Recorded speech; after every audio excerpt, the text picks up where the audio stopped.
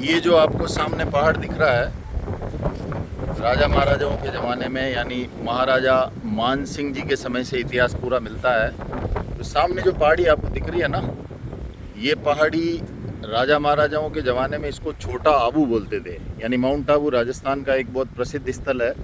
तो चूँकि सारे राजा महाराजा यहाँ, उनकी ये शिकारगाह हुआ करती थी, मतलब शिकार करने के लिए राजा महाराजा यहाँ आते थे। तो यहाँ पर आप पीछे अगर एक छोटी सी पहाड़ी है जिसको माचिया किला बोलते हैं, माचिया भाकर। माचिया भाकर इसलिए बोलते हैं, वो पीछे की तरफ है वो पहाड़ी, यहाँ से नहीं दिखेगी, लेकिन यहाँ से 1 किलोमीटर 1.5 किलोमीटर की दूरी पे है। वहाँ पे माचिया भाकर इसलिए बोलते हैं कि उस भाकर को आप दूर से देखेंगे जो बायोलॉजिकल पार्क के पीछे है। बायोलॉजिकल पार्क भी बहुत बड़ा है। उस पार्क के पीछे जो माचिया भाकर है वो माचे के आकार का, यानी चारपाई के आकार का होने की वजह से उसको माचिया भाकर बोलते हैं। और ये सामने जो आपको एक छोटा सा मंदिर दिख रहा होगा, तो वो सिद्धनाथ की पहाड़ी, मतलब वहाँ सिद्धनाथ जी की गुफा है और वहाँ पर एक मंदिर भी है। और ये जो आपको झोंपड़ी दिख रही है, इससे जस्ट पीछे की तरफ, इसके पीछे भीम भड़क की गुफा है। भीम भड़क, भड़क कहते हैं मारवाड़ी में किसी गुफा को। तो भीम भड़क की गुफा इसलिए बोलते हैं कि ऐसा माना जाता है कि पांडवों को जब अज्ञातवास मिला था, यानी 12 वर्ष का वनवास मिला था जुए में हारने के बाद, और 1 वर्ष के लिए अज्ञातवास में रहने की शर्त थी। तो कहते हैं कि 5 दिन उन्होंने अज्ञातवास में ये बिताए, ऐसी माइथोलॉजिकल स्टोरी है। उसका कोई ऐतिहासिक साक्ष्य नहीं है, लेकिन ऐसा बोलचाल में लोग कहते हैं। लेकिन ऐतिहासिक साक्ष्य की कुछ और बातें हैं, वो आपको और डिटेल में मैं बताता हूँ। कि यहाँ पर जोधपुर के जो राजा थे मान सिंह जी, आप लोगों ने इतिहास में पढ़ा होगा कि जालोर से वो आए थे और जोधपुर के शासक बने थे। तो मान सिंह जी को दरअसल नाथ संप्रदाय के जो सिद्ध हुआ करते थे, उनके एक तरह से कह दीजिए, दुआ से कह दीजिए या उनके सलाह से कह दीजिए, वो जोधपुर के शासक बन पाए थे। तो नाथ संप्रदाय को बड़ा मानते थे। तो नाथ संप्रदाय के जैसे यहाँ पर बहुत सारे नाथ संप्रदाय के जो साधु संत थे, भीम भड़क की जो गुफा है वहाँ पे उन्होंने तपस्या की थी। करीब 150 मीटर लंबी एक गुफा है। तो यहाँ पर जोधपुर में स्थानीय रूप से 150 साल पहले, 200 साल पहले उसको ख्यातों में लिखा हुआ मिलता है कि वैष्णो देवी जैसी गुफा। यानी वैष्णो देवी में जैसे आप जाते हैं ना, तो ये भी माना जाता है कि भीम ने यहाँ पर माता वैष्णवी की एक प्रतिमा स्थापित की थी, इसलिए इसको वैष्णो देवी की गुफा के रूप में भी ख्यातों में नाम लिखा हुआ मिलता है। ये सेना का स्टेशन है, जो कि पहले किसी ज़माने में यहाँ पे महल बने हुए होते थे। महाराजा भीम सिंह जी के समय, तखत सिंह जी के समय, सरदार सिंह जी के समय, सुमेर सिंह जी के समय, और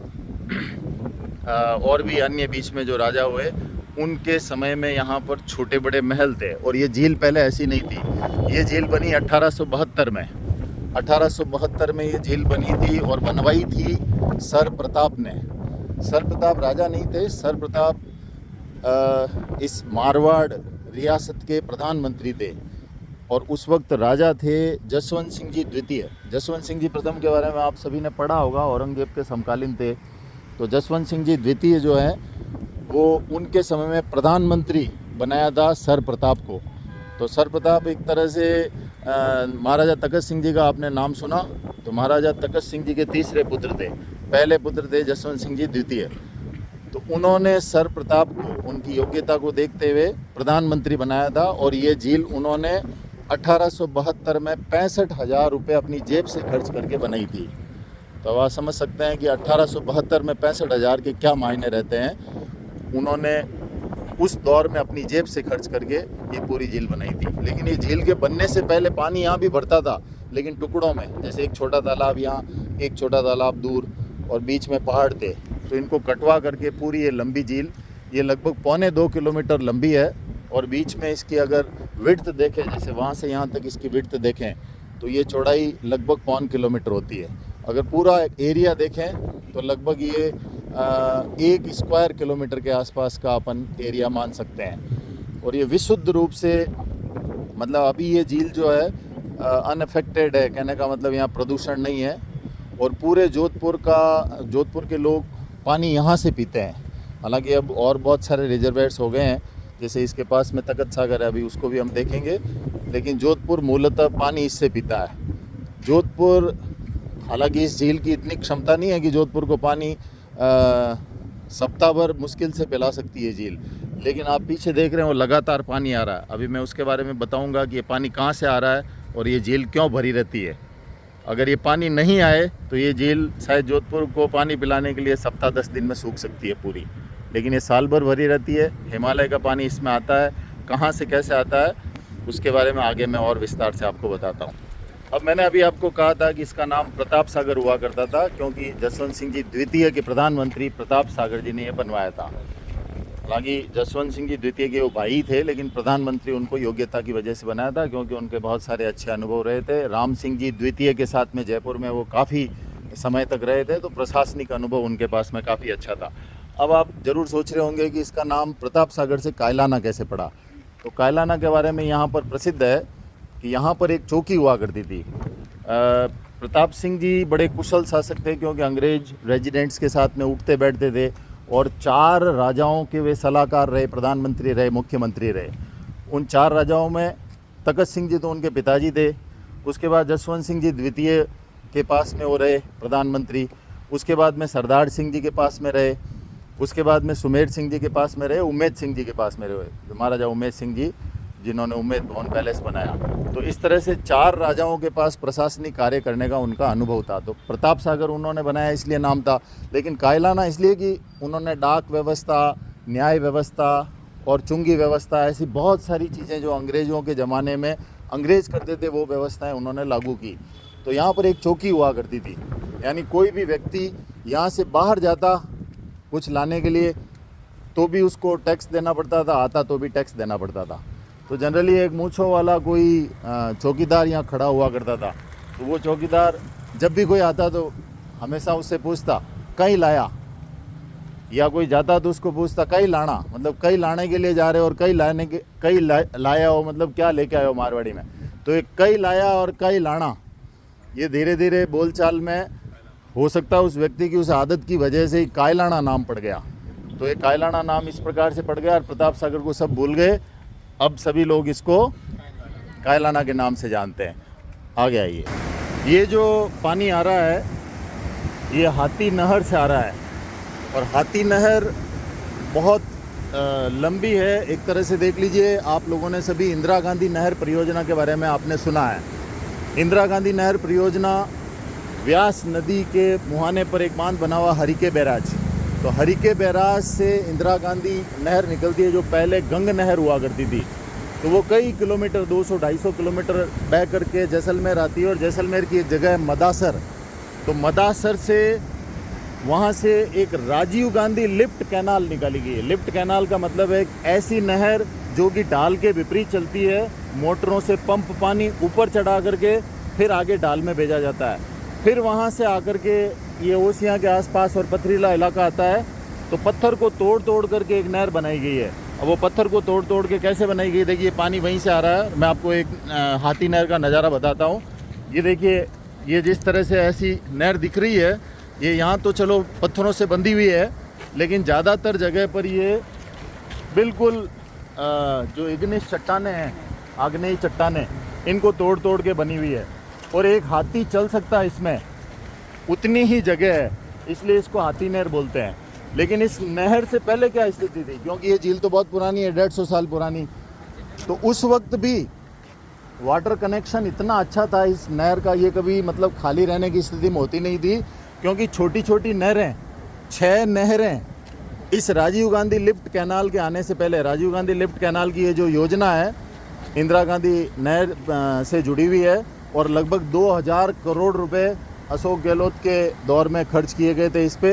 ये कई जगह पाइप में आती है, कई जगह हाथी चले जितनी छोटी नहर में आती है, और कई जगह पॉन्ड्स बनाए हुए हैं। तो इस तरह से ये करीब 250 किलोमीटर चलती हुई मदासर से हिमालय का ये विशुद्ध पानी हमारे यहाँ इसमें पहुँचता है। इसी वजह से हमेशा भरी हुई रहती है, नहीं तो ये 7 दिन में खाली हो सकती है। हाँ, 150 साल पहले जब ये नहर नहीं थी तब उस वक्त 6 छोटी छोटी नहरें, 40 किलोमीटर का इसका कैचमेंट एरिया है। तो एक बडली से छोटी नहर आती थी नाली की तरह, एक पाबू मगरा से आती थी, एक नाडेलाव से आती थी, एक कैरू से आती थी और एक अरना झरना से आती थी। इस तरह से 6 छोटी छोटी नहरें आके इसको 150 साल पहले इस झील को भरा करते थे। तो ये पानी उस वक्त भी पूरा भरा रहता था। अब जनसंख्या चूँकि बढ़ चुकी है, तो बढ़ती हुई जनसंख्या के साथ में इस पानी के आने के कारण इसकी पूर्ति हमेशा बनी हुई रहती है। कायलाना झील के बिल्कुल पास में एक और सागर है, उसको तगत सागर बोलते हैं। तो कायलाना और तगत सागर के बीच में एक पुल बना हुआ है और इस पुल के इस तरफ तगत सागर है। ये जो प्लेस जहाँ पर हम खड़े हैं वो जैसा मैंने आपको बताया कि पुल के इस तरफ ये है तगत सागर झील। तगत सागर झील वैसे इसका इतिहास बहुत पुराना है। जोधपुर के महाराजा तगत सिंह जी हुआ करते थे। तगत सिंह जी वो महाराजा है जिन्होंने यहाँ पर माचिया किला बनाया। आप पीछे एक देखिए, एक टावर दिख रहा है, खंबा दिख रहा है, पाइलॉन दिख रहा है आपको। उस पाइलॉन के पास में एक पहाड़ी है, वो यहाँ से पूरी नहीं दिख रही है, लेकिन उसी पहाड़ी को माचिया भाकर बोलते हैं। माचिया मतलब बिल्कुल माछे के आकार का, जैसे किसी चारपाई पे सोया जा सकता है। वहाँ पर एक किला बना हुआ है। वो किला लगभग 1862 में बन गया था। उसके पैरेलल ये बिजोलाई के पैलेसेस, बिजोलाई के महल जो यहाँ पे आधे किलोमीटर की दूरी पर ही है, जो आपको यहाँ से तो नहीं दिखेंगे, लेकिन आप समझ सकते हैं कि यहाँ से इस दिशा में आधे किलोमीटर की दूरी पे बिजोलाई के महल हैं। वो भी तगत सिंह जी ने ही बनाए थे। तगत सिंह जी के 30 रानियाँ हुआ करती थी और उनको शिकार का बड़ा शौक़ था।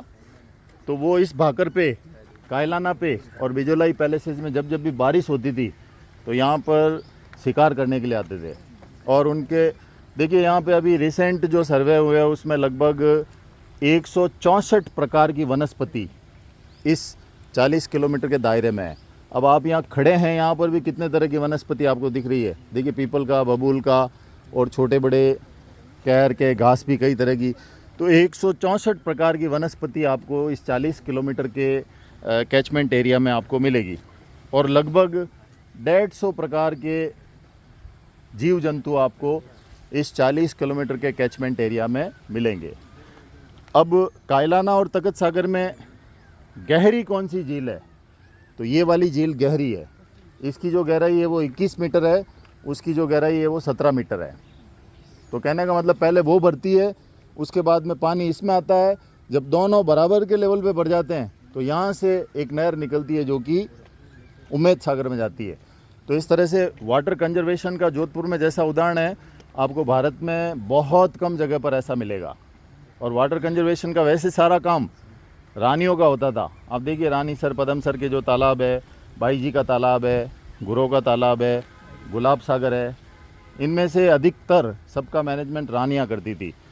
तो ये महाराजा तगत सिंह जी ने 1862 में वो महल बनाया था जिसको माचिया किला बोलते हैं। 1942 में यहाँ पर जोधपुर के करीब 30 क्रांतिकारियों को 9 महीने तक ज़बरदस्त यातनाओं के साथ जेल में रखा था। और इसको जैसे अंडमान निकोबार आइलैंड की आप जानते हैं ना, काला पानी की सज़ा, वहाँ पर बहुत सारे हमारे स्वतंत्रता सेनानियों को कैद रखा था। तो ठीक उसी तरीके से यहाँ पर इसको जोधपुर की काले पानी की सज़ा बोलते हैं। वो सामने जो पहाड़ी दिख रही है, उस पहाड़ी पे जून के महीने में भयंकर गर्मी का समय था और उसके आसपास के 9 महीनों में 30 क्रांतिकारियों को वहाँ कैद रखा था। और खाने के नाम पे उनको बहुत कम जिंदा रहे जितनी चीज़ें, और कोड़े अलग लगाते थे। तो और आप समझ सकते हो जोधपुर की भयंकर गर्मी में उनको बांध करके, बेड़ियों में बांध के वहाँ पड़ा रखा था। तो इसलिए उसको अंडमान निकोबार आइलैंड की सेल्यूलर जेल की तरह इसका इतिहास रहा हुआ है। 1942 में जब जयनारायण व्यास और जिन्होंने क्रांति की अलग जगाई थी, उस दौर में क्रांति करना एक बहुत बड़ा क्राइम था, क्योंकि अंग्रेज़ों का राज था। तो सीधा उनको लाके यहाँ पटक देते थे। यहाँ तक कि आप कुछ लिख भी नहीं सकते। टाइपराइटर ख़रीदने के लिए भी आपको गवर्नमेंट से परमिशन लेनी पड़ती थी। ये वो दौर था, क्योंकि आप टाइप करोगे फिर वो छपेगा, लोग उसको पढ़ेंगे। तो टाइपराइटर ख़रीदना भी एक अपराध था। इस तरह की ऐसी व्यवस्था थी। वो माचिया दुर्ग, अब हम क्रम से देखें तो सामने माचिया दुर्ग, उसके जस्ट नीचे माचिया बायोलॉजिकल पार्क, जहाँ पे बहुत सारे जीव जंतुओं की वैरायटी है, जू की तरह उनको रखा जाता है। और ये आपको दिख रहा है तगत सागर, जो कि तगत सिंह जी ने जब महल बनाया उसके पैरेलली लगभग ये बना हुआ था। बाद में बीच में पुल बन गया। अब राजा महाराजाओं को शिकार के शौक़ कैसे थे थोड़ा सा बता देता हूँ। ख्यातों में इसका उल्लेख आता है। जैसे मान लीजिए उस महल पे गए, वहाँ से नीचे तालाब दिखता है, तो कोई उल्टी मटकी रखते थे, उसके ऊपर दीपक रखते थे और उस दीपक को जला करके दुनाली बंदूक से गोली चलाते थे, उसको बुझाते थे। ये मनोरंजन। खुद जिन सर प्रताप ने जेल बनाई थी उनका उल्लेख है खुद को वो यहाँ आते थे अपने भाइयों के साथ। तो ज़्यादातर यहाँ पे कुछ सियार, ऐसे लकड़बग्गे और सूअर, बहुत ताकतवर जंगली सूअर जो होते हैं, उनका शिकार करते थे। तो सर प्रताप ने एक जगह तो उल्लेख किया है कि एक बार में एक सूअर से उसको पकड़ के लाए और एक बंद कमरे में उसके साथ लड़ाई लड़ी। तो राजकुमार ये अपनी ताकत परखते थे कि मैं इस सूअर से, ताकतवर सूअर से अकेला कैसे लड़ सकता हूँ। और एक उनका उदाहरण, जब बालसमंद झील आपको पता ही है, तो बालक राव परियार ने लगभग 1152 एग्जैक्टली स्पीकिंग उस समय उसका झील का निर्माण करवाया था। और जोधपुर में जल संरक्षण का इतिहास बहुत पुराना है। आप मंडोर में जाओ तो एक 750 ईस्वी के आसपास की एक बावड़ी मिलती है जिसको सुमनोरा बावड़ी बोलते हैं। जोधपुर में जल संरक्षण का सबसे प्राचीन उदाहरण वहाँ से मिलता है। तो आप समझ सकते हो कि जोधपुर में जल संरक्षण के लिए आपको कम से कम 100 के आसपास ऐसे तालाब मिलेंगे, ऐसी बावड़ियाँ मिलेगी, जालरे मिलेंगे, कुंड मिलेंगे, कुएं मिलेंगे, जहाँ जल संरक्षण होता था। और जल के लिए कभी भी मतलब यहाँ कोई कमी नहीं रही। किले के आसपास भी देवकुंड है, रासोलाई का तालाब है, किले के अंदर है, तो कभी पानी की कमी नहीं रहा, आज भी नहीं है। आज तो उल्टा पानी इतना ज़्यादा है कि हमें सरप्लस वहाँ ज़मीन में से पानी बाहर निकालना पड़ रहा है, इतना रिस रहा है। और यहाँ पर और सामने कायलाना में राजकुमार आते थे, तैरते भी थे, जिनको तैरना आता था बाकी बाहर खड़े रहते थे, और अंदर डुबकी लगा के नेजे से, नेजा एक तीखा औजार होता है, उससे मछली पकड़ करके बाहर लाते थे, भाला। और घुड़सवारी करने के लिए इन्हीं इलाकों में आते थे। घुड़सवारी का बड़ा शौक़ था सर प्रताप को, जिन्होंने जेल बनाई। अन्य राजकुमारों को भी होता था, तो घुड़सवारी करने के लिए यहाँ आते थे। और जिसको घुड़सवारी करना नहीं आता था उसकी एक तरह से मजाक उड़ाई जाती थी, तो फिर क्या राजकुमार है, कैसे है। तो कहने का मतलब बड़े तकलीफ़ों भरे दौर से वो गुजरते ताकि मजबूत बने। और उनके पुस्तक में एक जगह उल्लेख आता है कि सर प्रताप और उनके साथ के राजकुमार एक बार भयंकर बारिश थी, झालामंड चले गए, झालामंड के उस तरफ शिकार करने चले गए। तो झालामंड की वो जो जोजरी नदी है वो इतनी ज़्यादा आ गई कि 7 दिन वहीं बैठे रहे। तो 7 दिन गांव वालों ने उनको सोगरे खिलाए, ग्वारफली खिलाई, और जैसे तैसे भी उन्होंने 7 दिन गुजारा करा। फिर जब पता चला कि राजकुमार वहाँ फंस गए तो फिर हाथी लेके गए और हाथी पे बिठा करके उनको नदी पार करके इस तरह से लेके आए। ऐसे बहुत सारे किस्से उनके मशहूर है। और सर प्रताप की चूँकि बात करें, उन्होंने इस झील को बनाया। तो आपने कचहरी जो सुना ना, कोर्ट कचहरी पूरी जो किला कलेक्ट्रेट है, तो उस कलेक्ट्रेट की जो 52 कचहरियाँ हैं ये सब उन्होंने ही बनवाई थी। और 52 कचहरियाँ उस वक्त न्याय के लिए वो इतने प्रसिद्ध थे, चूँकि उन्होंने अंग्रेज़ों से साथ बैठ करके रेजिडेंट्स के साथ और बहुत सारी चीज़ें सीखी थी। तो वो इतना अच्छा न्याय के लिए जाने जाते थे कि आज भी उनकी एक प्रतिमा लगी हुई है 52 कचहरियों के बाहर। तो न्याय करने वाले जजेस या कोई भी अधिकारी पहले उनको प्रणाम करके जाते हैं कि मैं आज कोई न्याय का बड़ा निर्णय लेने वाला हूँ, आप मेरी मदद करें, मेरी रक्षा करें। तो उनसे आशीर्वाद लेके फिर अंदर जाते हैं। उनकी एक मूर्ति भी बाहर लगी हुई है। और आप उनके पहनावों को देखें तो एक शब्द डिक्शनरी में, अंग्रेजी की डिक्शनरी में आया जोधपुर्स का मतलब ब्रिचेस, तो नीचे बड़े बड़े शूज़ शिकारियों वाले, यहाँ से ढीली अचकनसी और ऊपर एक कोट जैसा। तो ये पूरे संसार में उन्होंने फेमस कर दिया क्योंकि वो पहने हुए बड़े अच्छे लगते थे। चौपासनी शिक्षण संस्थान है वो भी उन्होंने ही बनवाया था। तो शिक्षा के क्षेत्र में डाक व्यवस्था, रेल व्यवस्था, तार व्यवस्था, चुंगी व्यवस्था, न्याय व्यवस्था, उन सब में उन्होंने, महाराजा उमेश सिंह जी और सर प्रताप ने जो काम किए उसका कोई मुकाबला नहीं है। तो इस तरह से ये पूरा एक रोचक इतिहास हमें जानने को मिलता है। अभी मैंने आपको बताया कि इसके पास ही बिजोलाई के महल और ऊपर भीमबड़क की जो गुफा है। तो भीमबड़क की जो गुफा है वो महाराजा मान सिंह जी ने वहाँ पे तपस्या की थी। उनके कोई पुत्र नहीं था, तभी तो तखत सिंह जी को गुजरात से, ईडर से, हिम्मतनगर से यहाँ पे लेके आए थे। तो महाराजा मान सिंह जी चूँकि नाथ संप्रदाय के जो संत हुआ करते थे उनका बड़ा सम्मान करते थे। तो नाथ संप्रदाय के 2 मंदिर बने ना, एक महा मंदिर और उदय मंदिर। तो आयस देवनाथ उनके गुरु थे। तो आयस देवनाथ की षड्यंत्रों के तहत हत्या कर दी थी। तो बड़े खिन्न थे, बड़े दुखी थे। तो उसके बाद में यहाँ पे आके उन्होंने तपस्या भी की भीमबड़क की गुफा में, जो मैंने आपको बताया कि 150 फीट की बहुत बड़ी गुफा है। और बहुत बड़ा पत्थर है। ऐसी गुफा आपको कहीं देखने को नहीं मिलेगी, मतलब इस इलाके में। तो वो जो है वो गुफा मान सिंह जी ने तपस्या की। उसके बाद में बहुत सारे ऐसे और भी सिद्ध संत हुए हैं, उन्होंने भी तपस्या की। और उनसे पहले भी बहुत बड़ा इतिहास पुराना है। कहते हैं कि यहाँ पे जो शैल चित्र मिले हैं, सिंधु घाटी सभ्यता का जो इतिहास है आप सभी जानते हो, लगभग हम 5000 साल पीछे जाएं इतना ही है, इससे ज़्यादा का नहीं है। लेकिन यहाँ पे 8000 साल पुराने, ऐसा जो पुरातात्विक विद हैं उन्होंने इस जानकारी को दिया है कि 8000 साल पुराने चित्र, शैल चित्र जिसमें वृषभ का चित्र, हथियार औजारों की चित्र, मनुष्य का चित्र दीवारों पे अंकित है। और कुछ ऐसे औजार भी मिले हैं। उससे ये सिद्ध होता है कि भीमबड़क की गुफा में मनुष्य का निवास बहुत प्राचीन रहा होगा, क्योंकि यहाँ पानी है, वनस्पति है, जीव जंतु है और ऐसे रहने वाली गुफा, तो आप समझ सकते हो कि यहाँ पे मनुष्यों का इतिहास रहा हुआ।